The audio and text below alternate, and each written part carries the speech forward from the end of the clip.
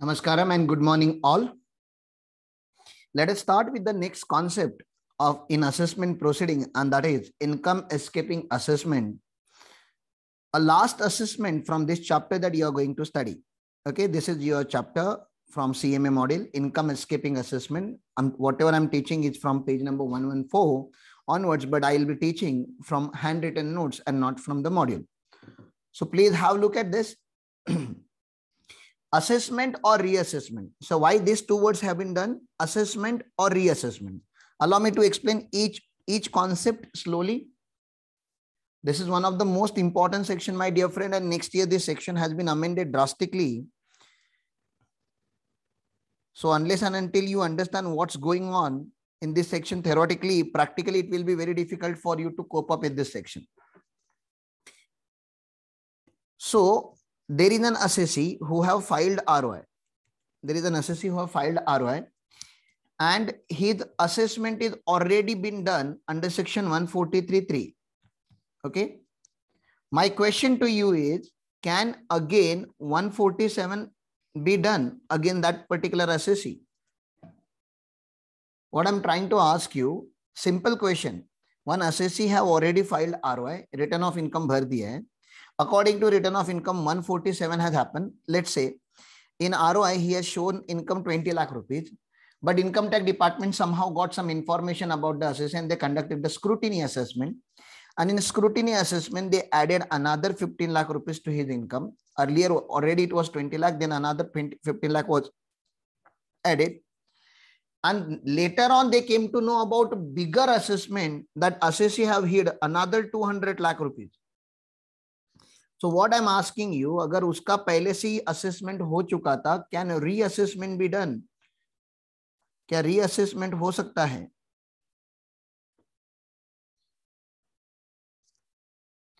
Please reply. Only Parag has a reply. Yes, Parag, very good. मैं पूछ रहा हूं जिसका ऑलरेडी असेसमेंट हो गया है, क्या उसका रीअसेसमेंट हो सकता है? असेसमेंट उसका 143(3) में हुआ था, तो उसका रीअसेसमेंट 147 में हो सकता है क्या? क्योंकि पहले इनकम टैक्स के पास वो इंफॉर्मेशन नहीं थी जो बाद में मिली उन्हें. Should it be possible? Yes, it should be possible, क्योंकि असेसी असेसमेंट के दौरान भी झूठ बोलता है. ही lies, he produces fake books of accounts. वो मैनेज करने का ट्राई करता है. I have told you this things ना. और बाद में जब डिपार्टमेंट को रियलाइज होता है that we have been fooled, okay, and let us do the reassessment, they will use the power of 147. A power of 147 is too dangerous power, my dear friend. अभी 147 के आउटकम क्या आएंगे? अब 147 का जब नोटिस आएगा, उसको नोटिस 148 में आता है, तो आइदर असेसी विल कोऑपरेट और assessee will not cooperate. Okay, assessee will cooperate or he will not cooperate. If assessee cooperates, then उसका होगा 143(3)/147. जैसे 143 होता था ना, वैसे ही 147 होगा. इसका क्या मतलब है कि आपका स्क्रूटिनी ही हो रहा है, लेकिन 147 में हो रहा है स्क्रूटिनी. 143(3) का जो भी हमने प्रोसीडिंग पढ़ के रखा है स्क्रूटिनी असेसमेंट का, that AO will give reasonable opportunity of being heard to the assessee. फिर असेसी अपने एविडेंस प्रोड्यूस करेगा. Based on the evidence gathered by the AO and evidence produced by the assessee, उन दोनों को consider करके assessment किया जाएगा. So those things are here. और अगर असेसी कोऑपरेट नहीं कर रहा है, he is not submitting the document, he is not giving the reply, तो इसका 144/147 होगा. इसका ये मतलब होता है कि 147 ही होगा, लेकिन बेस्ट जजमेंट असेसमेंट होगा without assessees involvement. X party assessment होगा. तो एक्चुअली होता क्या है, प्रैक्टिकली देखोगे तो या तो 143(3) होता है विद कॉपरेशन, या 144 होता है विदाउट कॉपरेशन. यहाँ पे 147 का रेफरेंस इसलिए दिया गया है क्योंकि ये केस को रीओपन करता है. सर, क्या ऐसे भी हो सकता है? सेकेंड सिचुएशन देखो, असेसी ने आरओआई फाइल किया, आरओआई में 30 लाख का इनकम दिखाया, and somehow department came to know that assessee has evaded huge amount of tax, and assessee directly, assessing officer directly 147 करना चाहता है. 143 नहीं करना चाहता असेसिंग ऑफिसर. 143 करके टाइम वेस्ट नहीं करना चाहता, डायरेक्टली इनकम एस्केपिंग असेसमेंट करना चाहता है, बड़ी असेसमेंट करना चाहता है. Can directly income escaping assessment भी डन? ये मेरा सवाल है आप लोगों से। आरओआई के बाद डायरेक्टली 147 का नोटिस आ सकता है क्या? डायरेक्टली 143 को छोड़ दो, मारो गोली, नहीं चाहिए हमको 143, नहीं करना है आपके साथ टाइम पास, नहीं करेंगे स्क्रूटिनी, डायरेक्टली आपका 147 करेंगे। क्या लगता है आप लोगों को? डायरेक्टली 5-6 साल का असेसमेंट ओपन कर देंगे, 6 साल तक का ओपन कर सकते हैं यहाँ पे असेसमेंट। ओके, तो सूरज अमय दोनों का रिप्लाई, डायरेक्टली 147 हो सकता है क्या? ये मेरा सवाल है। और आंसर इसका यस आता है, नो नहीं आता। क्यों सर? क्योंकि देखो ना, सेक्शन में डायरेक्टली लिखा है ना, क्या लिखा है? असेसमेंट और रीअसेसमेंट। दोनों वर्ड समझ में आए? अभी तो मैंने खाली 2 ही वर्ड समझाया आप लोगों को, असेसमेंट और रीअसेसमेंट। आपको समझ रहा है? फर्स्ट टाइम असेसमेंट भी हो सकता है, और अगर सेकेंड टाइम हो रहा है तो उसको रीअसेसमेंट बोलते हैं। Are you getting this? Hello, अभी तो क्लियर है क्या? इसका असेसमेंट भी हो सकता है डायरेक्टली, अभी तक इसका कभी असेसमेंट नहीं हुआ था, और अगर इसका ऑलरेडी असेसमेंट हो गया था तो इसका रीअसेसमेंट भी हो सकता है। चलो तीसरी केस पूछता हूं। आरओआई फाइल हो गया था, आरओआई फाइल हो गया था, ठीक है ना,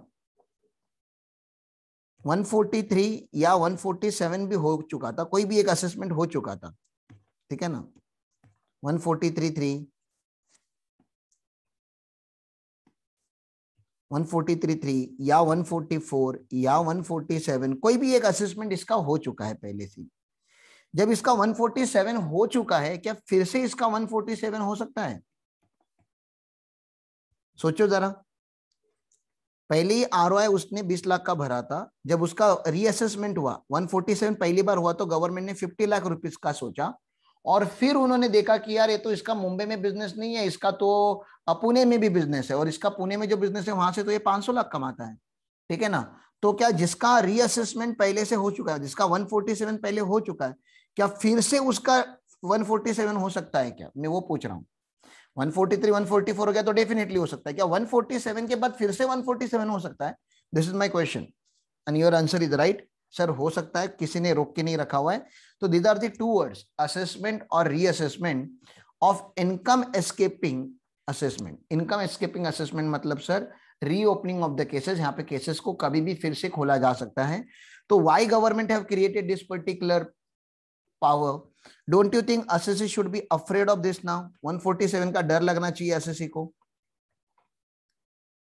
147 का डर लगना चाहिए ना। इतना सा बताया मैंने आप लोगों को कि सर कभी भी डिपार्टमेंट जो मैटर क्लोज हुआ है, जो फाइल क्लोज हुआ है, उसको भी रीओपन करने का पावर रखता है। सर कितने साल का रीओपनिंग हो सकता है? तो बाय डिफॉल्ट जो जनरल पावर है ना, मैं अभी एग्जिस्टिंग लॉ पढ़ा रहा हूँ, नेक्स्ट ईयर लॉ चेंज हो जाने वाला है, ठीक है ना। जनरली 4 इयर्स तक का रीओपनिंग होता है। रीओपनिंग जब होता है, मुझे बताओ, जो पर्सन ब्लैक मनी कमाता है वो पर्टिकुलर असेसमेंट ईयर में कमाता है कि कमाते ही रहता है? कंटिन्यूअसली कमाता ही होगा ना। It's not that somebody earned black money in one particular assessment year and he would have not earned in previous preceding year. तो आपको नहीं लग रहा कि खाली 1 साल का असेसमेंट ओपन करके क्या मतलब है? इसके पीछे वाले भी तो ओपन होने चाहिए।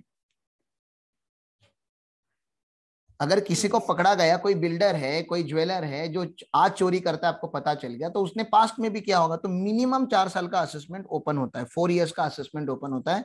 और अगर गवर्नमेंट को पता चलता है कि आपने जो टैक्स की चोरी की है वो, या इनकम एस्केप असेसमेंट हुआ है वो 1 लाख रुपए से ज्यादा है, डेफिनेटली 1 लाख रुपए से ज्यादा ही होगा, तभी तो गवर्नमेंट इतना मेहनत करेगा। If the amount exceeds ₹1 lakh, जो इनकम एस्केप हुआ है वो 1 लाख से अगर ज्यादा है, 1 लाख से ज्यादा है, तो गवर्नमेंट बोलता है फिर 6 ईयर का असेसमेंट आपका ओपन होगा। एक नहीं, 2 नहीं, 6 साल का, हाफ डजन असेसमेंट ईयर का असेसमेंट रीओपन होगा। आप बिलीव नहीं करोगे कितना कॉम्प्लिकेटेड कर देने वाले ये लोग, ठीक है ना चीजें। और अगर आप इंटरनेशनल प्लेयर हो, आपके मॉडल में वो पॉइंट मेंशन नहीं किया हुआ है, अगर आप इंटरनेशनल प्लेयर हो, इंटरनेशनल असेसमेंट हुआ, आपका असेट फॉरेन कंट्री में पाया गया है, तो तुम तो इंटरनेशनल खिलाड़ी निकले, इंटरनेशनल चोर निकले, उनको पकड़ने के लिए टाइम लग सकता है, तो उनका 16 इयर्स का असेसमेंट ओपन करने का पावर गवर्नमेंट के पास है।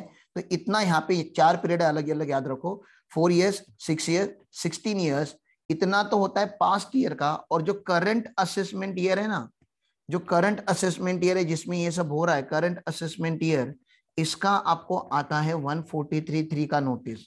मतलब जो पास्ट की ईयर है उनके लिए 147 आता है, और जो करंट ईयर है उसका स्क्रूटिनी होता है। मतलब जब, अगर मैं 6 ईयर की बात करूं, तो करंट ईयर में इनकम टैक्स डिपार्टमेंट आपके 7 इयर्स के असेसमेंट कर रहा है, ठीक है ना। एक तो पास्ट के 6 इयर्स और एक करंट असेसमेंट ईयर, तो तो टोटल 7 असेसमेंट ईयर का एक्चुअली आपका असेसमेंट हो सकता है अगर 147 आया तो यू शुड बी अफ्रेड, मतलब कांपनी चाहिए हाथ आप लोगों के या आपके क्लाइंट के जब उसको 147 का 148 में नोटिस आता है तो this is very dangerous section, और होना भी चाहिए इनकम टैक्स का, इसको डर होना चाहिए लोगों को कि जिनका 147 होता है ना वो ऑर्डिनरी नहीं होता। आपको नहीं लग रहा ये बहुत सीरियस मैटर है?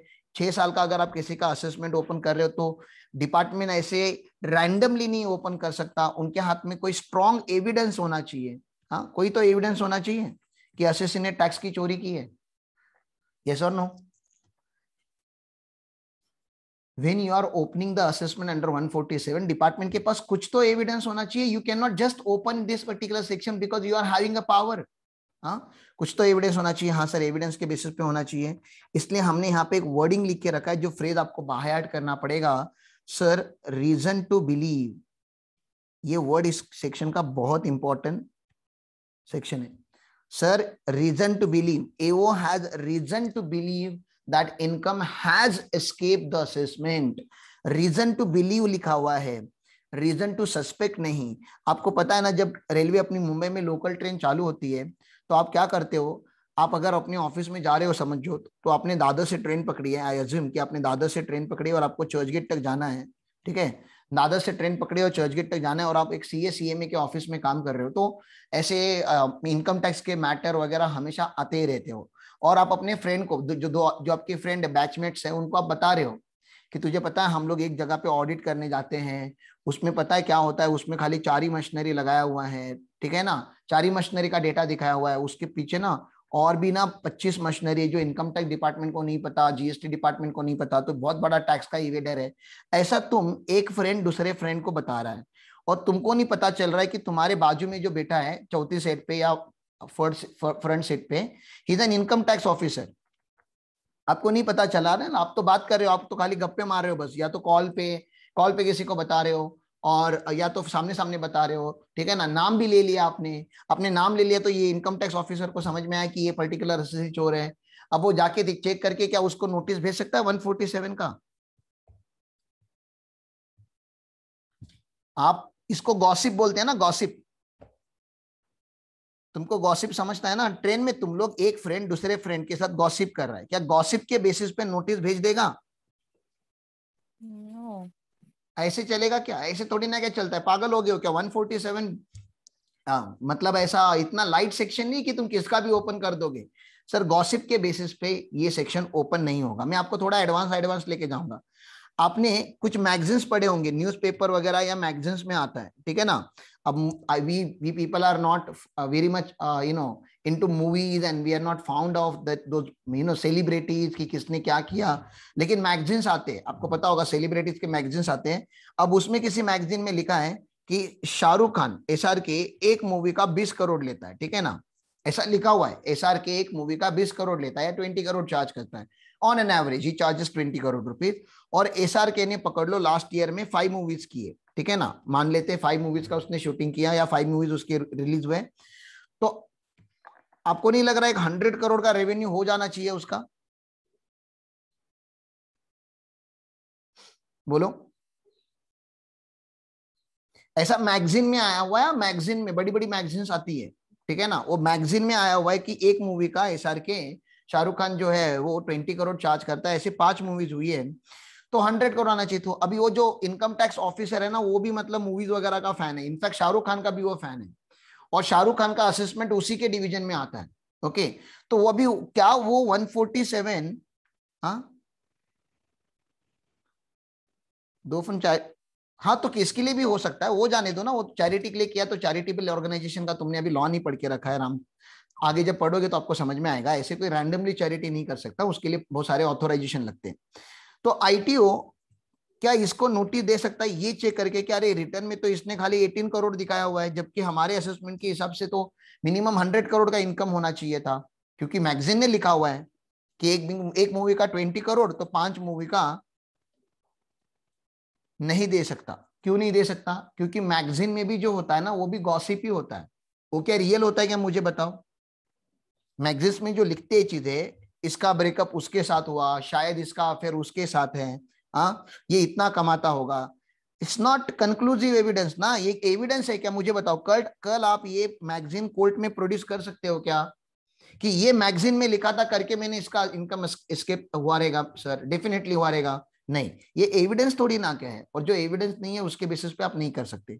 ये छोड़ो, ये कभी कभी टीवी पे प्रोग्राम भी आते हैं, आपने देखा होगा, तो न्यूज चैनल पे आता है एक प्रोग्राम, कोई तो ऐसा न्यूज चैनल पे भी आता है, पता आपको, ये सेलिब्रिटीज के बारे में ऐसे, पता नहीं अभी क्या नाम होते हैं उनके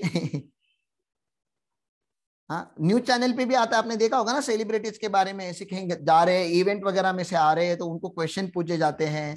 हाँ हाँ, एमटीवी होगा, नहीं एमटीवी तो अलग बात है, न्यूज चैनल पे भी आता है, कोई कोई एक प्रोग्राम आता है ऐसा, न्यूज चैनल पे डेडिकेटेड एक प्रोग्राम आता है, टाइम आपकी अदालत, चलो ठीक है, वो तो चलो ठीक है, थोड़ा तो सोफिस्टिकेटेड प्रोग्राम है यार, ऐसा कुछ भी एक प्रोग्राम आता है जहाँ पे सेलिब्रिटीज के बारे में कुछ भी बताया जाता है हम लोगों को, ठीक है ना, रैंडम थिंग बताए जाते हैं ओनली सेलिब्रिटीज के बारे में, कुछ ना कुछ न्यूज चैनल आता है, तो न्यूज चैनल पे उन्होंने अनाउंस कर दिया, लाइव अनाउंस कर दिया कि इसका इतना मिनिमम इनकम होता है, like top 10 paid artist in India, ऐसा लिखा हुआ है, ठीक है ना, top 10 paid artist in India, Rajinikanth, Amitabh Bachchan, ठीक है ना, ऐसा सबका नाम आ रहा है। बोलो क्या न्यूज चैनल का वो टॉप 10 को लेके भी इनका इनकम एस्केप असेसमेंट किया जा सकता है क्या? ये पूछ रहा हूं मैं आप लोगों से।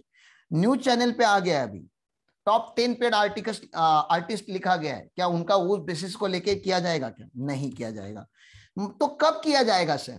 जब इनकम टैक्स डिपार्टमेंट के हाथ में कंक्लूसिव एविडेंस है, ठीक है ना। ऑडिट के लैंग्वेज में अगर मैं बात करूं तो ऑडिट में हम लोग एक बात करते थे sir, conclusive evidence and persuasive evidence. तो अगर इनकम टैक्स ऑफिसर के हाथ में कंक्लूडिंग एविडेंस है, ठीक है ना, तो ही कंक्लूसिव एविडेंस अगर होंगे तो ही आप इनकम एस्केपमेंट असेसमेंट कर सकते हो, अदरवाइज आप इनकम एस्केपमेंट असेसमेंट नहीं कर सकते। आपको क्या लगता है, ये लोअर ऑफिसर्स को ये पावर होना चाहिए, आईटीओ के हायर ऑफिसर्स को पावर होना चाहिए? लोअर ऑफिसर्स और हायर ऑफिसर्स, किसी का 147 इश्यू करने का पावर किसके पास होना चाहिए, लोअर रैंक या हायर रैंक?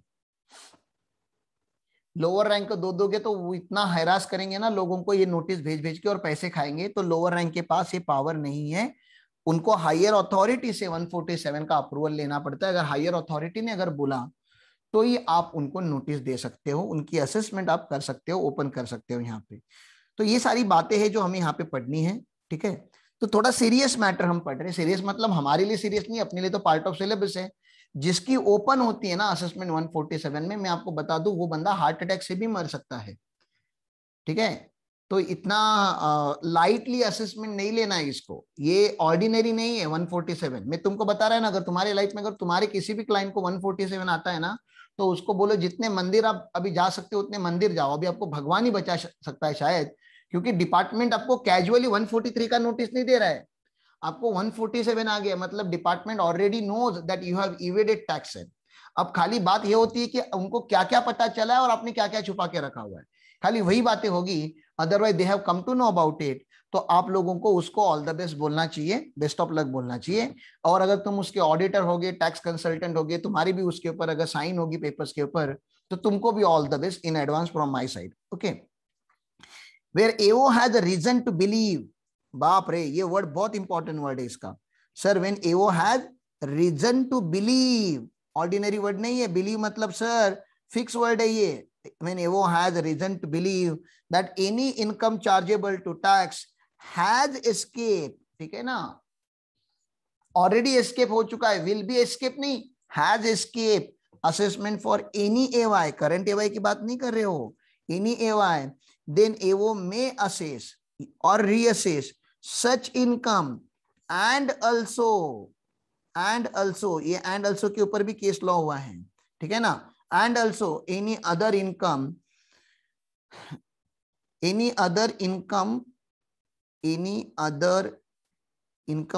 मिसिंग है यहाँ पे, comes to his notice subsequently during the course of proceedings under this section। चलो एक एक बातें कर लेते हैं सर। सबसे पहले तो बोलते हैं कि रीजन टू बिलीव क्या होता है, जो पहला वर्ड है यहाँ पे रीजन टू बिलीव, ठीक है। A letter supreme court judgement, क्या हो गया, आप इनकम टैक्स डिपार्टमेंट किसी केस में हार गया, ठीक है ना, इनकम टैक्स डिपार्टमेंट किसी केस में हार गया, हार गया मतलब उसने मतलब वो केस विड्रॉ किया, मतलब कोई मैटर चालू था एसएससी के और डिपार्टमेंट के बीच में, और उसी के जैसे मैटर जो था सुप्रीम कोर्ट में पेंडिंग था, तो डिपार्टमेंट ने हार मान ली, बोला ठीक है मैटर ऑलरेडी सुप्रीम कोर्ट में है तो क्या करेंगे, आगे जाके सुप्रीम कोर्ट ने एसएससी के अगेंस्ट ऑर्डर दे दिया, बोला नहीं नहीं एसएससी टैक्स का चोर है, इसका टैक्स का रिकवरी करो। तो ऑब्वियसली जब सुप्रीम कोर्ट ने बोला है तो आप तो पीछे हटने वाले हो नहीं, तो डिपार्टमेंट को तो और पावर मिलेगी। सुप्रीम कोर्ट ने बोल दिया कि इस टाइप का अगर असेसमेंट ये इंडस्ट्री ने किया होगा तो इनका रीअसेसमेंट कर दो, कोई प्रॉब्लम नहीं है। तो सुप्रीम कोर्ट ने अगर बोला तो छोड़ दो यार, डायरेक्टली होने वाला है retrospective amendment in the law. Obviously अगर लॉ का लूप होल कोई ना कोई एक्सप्लॉइट करता है तो आगे जाके लॉ को रेट्रोस्पेक्टिवली अमेंडमेंट किया जाता है, क्योंकि लोग टैक्स की चोरी करते हैं। वोडाफोन का केस मैंने आप लोगों के साथ डिस्कस किया है, जहां पे बहुत सारे इंटरनेशनल ग्रुप ने हमारे इंडिया के साथ टैक्स की चोरी की और आगे जाके गवर्नमेंट ने रेट्रोस्पेक्टिवली लॉ को अमेंड कर दिया, क्योंकि वो टैक्स की चोरी रुक जाए, जो कर रहे थे वो भी मर जाए। तो सर वो भी एक पर्टिकुलर रीजन टू बिलीव है। Evidence in a position of AO that assessee has understated income, ठीक है ना, असेसी हैज मिसिंग है यहाँ पे, अंडरस्टेटेड द इनकम, असेसी ने अपनी इनकम को अंडरस्टेटेड किया है, उसका पोजीशन है, उसके पास एविडेंस मतलब स्ट्रॉन्ग एविडेंस है, and mistake apparent from record, clearly दिख रहा है सर, उसके बुक्स ऑफ अकाउंट में क्लियरली दिख रहा है, जिसका नेटवर्थ मुझे बताओ, जिसकी बैलेंस शीट में 500 करोड़ का असेट है, उसका इनकम भी तो करोड़ों में ही होना चाहिए ना। हेलो, जिसकी बैलेंस शीट में, क्योंकि असेट तो आप छुपा नहीं सकते, आपके नाम पे गाड़ी है, बंगला है, कंपनीज है, फिक्स डिपॉजिट्स है, सब कुछ आपके असेट अगर इतने सारे होंगे तो यार 10% भी अगर मैं इनकम मान लेता हूं तो 50-60 करोड़ तो इनकम होना ही चाहिए। मतलब ये मैच होना चाहिए, ये सर मैच ही नहीं हो रहा है, ठीक है ना, इनकम आपका असेट का लेवल और इनकम मैच नहीं हो रहा है, ये समझ में नहीं आ रहा आपका ये इतना ज्यादा असेट आपके पास कैसे, जबकि आपका इनकम इतना कम है, तो कुछ तो गड़बड़ होगी, ठीक है। उसके ऊपर वो इवैल्यूएशन किया जाएगा और उसके बाद आपको क्या आएगा, नोटिस आएगा। ये तो छोड़ दो, क्या ये था, following shall also be deemed to be the case where income has escaped the assessment. यहाँ पे डिपार्टमेंट को प्रूव नहीं करना, ये एक डिपार्टमेंट ने अनाउंस कर दिया है कि हम इसको भी deemed to be income escaping मानेंगे। Income more than basic exemption limit but return not filed. अभी आप लोगों को पता है ना, बहुत सारे लोग तो इंडिया में आरओआई फाइल ही नहीं करते, पता है ना। अरे मैंने कितनी बार दिखाया हुआ है, डेटा आपको दिखाया हुआ है कि बहुत सारे लोग हैं इंडिया में जो आरओआई फाइल ही नहीं करते, रिटर्न ऑफ इनकम फाइल ही नहीं करते, जबकि उनका इनकम है, they are having income more than basic exemption limit, more than 20-25% people of India are having income more than basic exemption limit, but they are not showing their income to the income tax department. So this is one of the case where we will assume that you have escaped the assessment, और जब ये assume किया जाता है तो आपका 147 करने का पावर इनकम टैक्स डिपार्टमेंट को मिलता है। Income has been under assessed, मतलब पहला आपका 143 हो गया लेकिन उस असेसमेंट में अंडर असेस हो गया, या आपको एक्सेसिव लॉस दिया गया या एक्सेसिव डिप्रिसिएशन अलाउ किया टू द असेसी, आपने बहुत ज्यादा लॉस क्लेम कर लिया था एक पर्टिकुलर ईयर में, और ये असेसमेंट हुआ है आपका। ये सर ये असेसमेंट कौन से सेक्शन में हुआ है, ये असेसमेंट 143 में हो सकता है, 144 में हो सकता है, 147 में हो सकता है, कोई भी सेक्शन में आपका एक असेसमेंट हो गया था जहां पे आपने डिपार्टमेंट को सक्सेसफुली चुना लगाया, और आगे जाके डिपार्टमेंट को पता चला तो वो आपको पकड़ेंगे और आपका रीअसेस करेंगे। Tax paid at lower rate, sir इसका क्या एग्जांपल है राजा, आपका शॉर्ट टर्म कैपिटल गेन था, आपने उसको लॉन्ग टर्म कैपिटल गेन दिखा दिया, आपने घर बेचा है और घर बेचने के बाद आपको शॉर्ट टर्म कैपिटल गेन हुआ था, जो स्लैब रेट पे टैक्स होना चाहिए था, स्लैब पे मतलब इफेक्टिव रेट ऑफ टैक्स यहाँ पे 30% प्लस आता, जबकि आपने क्या भर दिया, उसको लॉन्ग टर्म कैपिटल गेन दिखा के उसको 20% पे आपने असेस किया हुआ है, बरोबर। आपको खाली वहां पे आपने खाली क्या, अभी डिपार्टमेंट को तो बाद में पता चल जाएगा, लेकिन आपने वहां पे कॉलम सेलेक्ट करने के टाइम पे ये गलती हो सकती है ना, गलती मतलब जानबूझ के भी कर सकते हो, गलती भी हो सकती है। आर यू गेटिंग दिस, यहाँ पे शॉर्ट टर्म दिखाना था, वहां पे लॉन्ग टर्म दिखा दिया, क्योंकि लॉन्ग टर्म में टैक्स कम आ रहा है। तो सर ये डिपार्टमेंट को अगर आगे जाके पता चलता है कि आपने शॉर्ट टर्म का लॉन्ग टर्म दिखा के आपने टैक्स का रेट जो है वो कम पे किया हुआ है, तो फिर आपके ऊपर टैक्स लग जाएगा। वे person is found having asset located outside India, अगर आपके पास फॉरेन में असेट मिल गए ना और आपने दिखाए नहीं थे तो आप बिलीव नहीं करोगे, 16 साल की असेसमेंट खोल देंगे आपकी वो, ठीक है ना। Where assessee fails to furnish a report of transfer pricing, ये सेक्शन अभी तक हुआ नहीं है, ट्रांसफर प्राइसिंग की सेक्शन में जाऊंगा तो आपको बता दूंगा कि every person who has indulge into international transaction has to submit a chartered accountant's report before 30th November, और फिर उसको अगर उसने आपने नहीं सबमिट किया तो हम मान लेंगे कि आप टैक्स की चोर हो, क्योंकि आप हमें रिपोर्टिंग नहीं कर रहे हो, इसका मतलब आप अपनी कुछ तो कुछ गड़बड़ करके रखी है। Information and documents on the basis of information,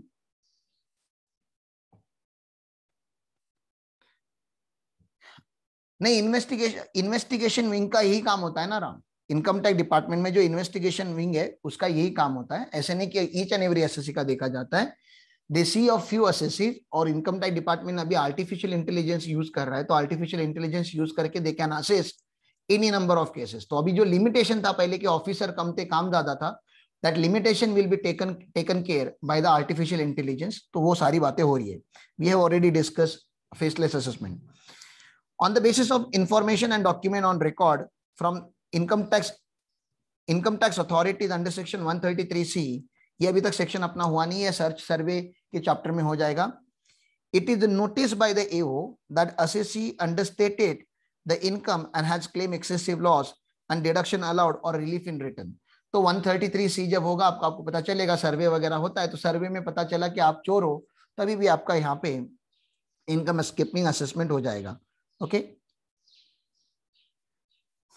और वही बात होती है यहाँ पे कि income is more than basic exemption limit है and assessee has not furnish the return, तो फिर आपका यहाँ पे इनकम स्किपिंग असेसमेंट माना जाएगा और आपके ऊपर टैक्स लगाया जाएगा। स्टडी पॉइंट देखो, याद रखो, क्या आपको एक्स्ट्रा पॉइंट याद रखने हैं। रूमर्स, गॉसिप एंड सस्पिशियन, ये तीन भयानक वर्ड है। ये पर्सनल लाइफ में भी भयानक है, ठीक है ना, और इनकम टैक्स में तो है ही है, ठीक है। पर्सनल लाइफ में भी आप रूमर्स के ऊपर बिलीव मत करो, ठीक है ना, गॉसिप्स के ऊपर भरोसा मत करो, सस्पिशियन के ऊपर भरोसा मत करो। इसका बोलने का ये मतलब होता है कि जो आपको सोशल मीडिया पे दिखता है ना, do not trust in that. Social media कोई भी हो, फिर वो व्हाट्सएप हो, फेसबुक हो, इंस्टाग्राम हो, ट्विटर हो, यूट्यूब हो, किसी भी सोशल मीडिया पे कोई भी अगर कोई कमांड करता है कि ये ऐसा है या ये वैसा है, ठीक है ना, do not believe in that unless and until you are having a strong evidence with you and do not forward it। Government of India भी इसके लिए बहुत काम कर रहा है कि रैंडम रूमर्स कभी कभी क्या हो जाते हैं, वायरल हो जाते हैं कि ऐसा हो गया वैसा हो गया, ठीक है ना। किधर का तो वीडियो निकालेंगे, एडिट करेंगे, इसने ऐसा बोला, और कोई तो इमेज निकालेंगे 5-5 साल पुराना और उसको एडिट करके बोलेंगे अभी देखो ये ऐसा हो रहा है। तो you should not believe in social media, क्योंकि सोशल मीडिया पे ये तीनों बातें होती है। does not amount to reason to believe। The AO cannot reopen the assessment on the basis of merely change in opinion। वो क्या हो गया ना, उसने AO ने एक असेसमेंट क्लोज किया और घर पे जाके अपनी वाइफ से बात कर रहा था। अभी बहुत सारे लोग क्या करते हैं, अब घर पे जाने के बाद अपनी वाइफ से डेटा शेयर कर देते हैं, ठीक है ना, कि ऐसा ऐसा हो गया। तो जब AO था ना, AO तो इनकम टैक्स ऑफिसर है, तो AO ने असेसमेंट करने के टाइम पे 20 लाख रुपीज का इनकम असेस कर लिया, ठीक है, 20 लाख का इनकम असेस कर दिया 147 में। अब उसकी वाइफ जो है घर पे वो चार्टर्ड अकाउंटेंट है, ठीक है ना। अब वाइफ के साथ वो मैटर डिस्कस कर रहा था, अरे पता है ऐसा हो गया वैसा हो गया, मैंने 20 लाख रुपीज के ऊपर असेसमेंट कर लिया। अब वाइफ इसके ऊपर हंस रही है, ठीक है ना, वाइफ इसके ऊपर हंस रही है और बोल रही है कि पागल हो आप, आपको चुना लगा के गया, ये मिनिमम 200 लाख होना चाहिए था, ये 20 लाख थोड़ी ना क्या है, मेयर चेंज इन ओपिनियन। तो इसका ओपिनियन चेंज हो रहा है अभी, क्योंकि वाइफ उसको कुछ और अलग बात समझा रही है। ओरिजिनली जब इसने असेसमेंट किया था अपने खुद के ओपिनियन के बेसिस पे, तो इसने 20 लाख की असेसमेंट किया था। अभी कोई तो सीनियर जूनियर कोई तो बातें चल रही है वहां पे, और उसके हिसाब से ऐसा लग रहा है हाँ यार शायद मैंने गलत किया है, एक काम करता हूँ एसएससी को फिर से नोटिस ठोक देता हूँ, फिर से इसका असेसमेंट चालू करता हूँ। बोलो कर पाएगा क्या ऐसा? अभी अभी एसएससी घर पे गया मैटर क्लोज करके, या तुम्हारा ओपिनियन चेंज हो रहा है तो तुम नहीं कर सकते यार, ऐसा थोड़ी ना किया। तो मेयर चेंज इन ओपिनियन के ऊपर ना बहुत सारे केस लॉज आए, आपको दिखाऊंगा मैं आगे जाके। The AO can not assess और reassess income involving matter which are subject matter of appeal, revision and reference. मुझे बताओ, अगर कोई मैटर ऑलरेडी सुप्रीम कोर्ट और हाई कोर्ट में पेंडिंग है, ऑलरेडी केस लॉ चल रहा है, एसएससी ने केस ठोक दिया डिपार्टमेंट के ऊपर, सुप्रीम कोर्ट तक चालू हुआ मैटर, क्या उसका रीअसेसमेंट करेंगे 147 में? मैटर सुप्रीम कोर्ट में चालू है या हाई कोर्ट में चालू है, जल्दी बोलो, क्या उसका AO के पास ये पावर है क्या? अरे बाबा अभी कोर्ट बताएगा तभी हम करेंगे ना असेसमेंट, अभी थोड़ी ना क्या करोगे आप। तो इसको ना डॉक्ट्रिन ऑफ पार्शियल इंटीग्रेशन करके कुछ बोला जाता है, पार्शियल इंटीग्रेशन। तो मैं सिखाऊंगा आप लोगों को। दो दो कॉन्सेप्ट होते हैं वहां पे, ठीक है ना। डॉक्ट्रिन, अलग अलग डॉक्ट्रिन यहाँ पे पढ़ने पड़ते हैं हम लोगों को। The assessee is required to file ROI. ये एक इंपॉर्टेंट पॉइंट है जो बहुत सारे स्टूडेंट को नहीं समझता। Assessee is required to file ROI under 148। Usually आपको पता है कि हम 139 में रिटर्न भरते हैं, इतना तो आपको पता है ना। सेक्शन 139 में हम रिटर्न भरते हैं। Hello, yes. और अगर आपने 139 में नहीं भरा तो आप 142 में भी भरते हो। याद है आपको 142(1) राय नोटिस? बोलो ना। आपने रिटर्न नहीं भरा होगा तो डिपार्टमेंट से आपको राय नोटिस आएगा। तो ये भी एक सेक्शन है जहां पे रिटर्न भरा जाता है। और तो और 148 में भी, 147 का नोटिस 148 में आता है, तो इसमें भी रिटर्न भरा जाता है। रिटर्न, जितने ईयर्स का असेसमेंट उनको करना है ना, उतने ईयर का रिटर्न आपसे भरा के लेंगे डिपार्टमेंट वाले। Assessee is required to file ROI under 148 even if he has already filed in the normal, written in the normal course. ये दो बार हुआ है, filed in the normal course and written filed under 147 cannot be revised. 148 का जो return है ना वो revise नहीं कर सकते आप, वो आपको भरना ही पड़ेगा। इसके पीछे बहुत अच्छा लॉजिक है। पहले लोग क्या करते थे कि रिटर्न भरते थे, रिटर्न में ज्यादा इनकम नहीं दिखाते थे, और बाद में जब डिपार्टमेंट में जाके उनको पता चलता था अच्छा उन्होंने ये वाला बिजनेस पकड़ा हुआ है या डिपार्टमेंट के पास इस बिजनेस के एविडेंस है, तो जाके रिवाइज कर लेते थे। तो ऐसा नहीं चलेगा। अच्छा, डिपार्टमेंट भी देखो ना कितना शान है। डिपार्टमेंट बोलता है कि ये काम करो, हमें आपका 147 करना है, इसका ये मतलब है, और इसका आपको नोटिस आ गया 148 में। तो डिपार्टमेंट आपको ये नहीं बता रहा है कि उन्होंने आपका कौन सा वाला इनकम पकड़ा हुआ है। उनके पास एविडेंस है, ये पक्का है कि आपका इनकम स्किप हुआ है। पता चला आपने 10 इनकम स्किप करके रखे थे, 10 इनकम स्किप करके रखे थे, उसमें का डिपार्टमेंट को खाली यही पता चल गया था, लेकिन ये आपको डिपार्टमेंट ने नहीं बताया। अब आपको डिपार्टमेंट बता रहा है, आप खुद से बता दो कि आपके कितने कितने इनकम जो थे, जो आपने स्किप करके रखे थे। आपको नहीं लग रहा डर के मारे एसएससी सारे दिखा देगा शायद? मतलब डिपार्टमेंट ने 2 ही पकड़े थे, अभी आप बाकी के 8 भी दिखा रहे हो डिपार्टमेंट को, ऐसे होगा ना? अरे यार, तुम भी नहीं बोलते क्या? कोई तुमको झूठ बोलता है तो तुम नहीं बोलता, बता तूने मुझसे क्या झूठ बोला? तुमको पता चल जाता है कि उसने क्या झूठ बोला, लेकिन तुम उसको पूछते हो बार बार कि तू ही बता, तेरे मुंह से तूने मुझसे क्या झूठ बोला हुआ है, ठीक है ना। तो वो पता चलता है, वो 10 बातें और बता देता है जो आपको पता भी नहीं थी, ठीक है। तो डिपार्टमेंट भी वही गेम खेलता है, साइकोलॉजिकल गेम है ये। और डिपार्टमेंट ने ये भी बोल के रखा है कि जो यहाँ पे आपने भर दिया ना, इसका 148 में जो रिटर्न चला गया ना, ये रिवाइज भी नहीं होगा, जो बोलना है फाइनल अभी सच बोलना है, ठीक है ना। तो डिपार्टमेंट बहुत स्मार्ट है हमारा यहाँ पे। ओके,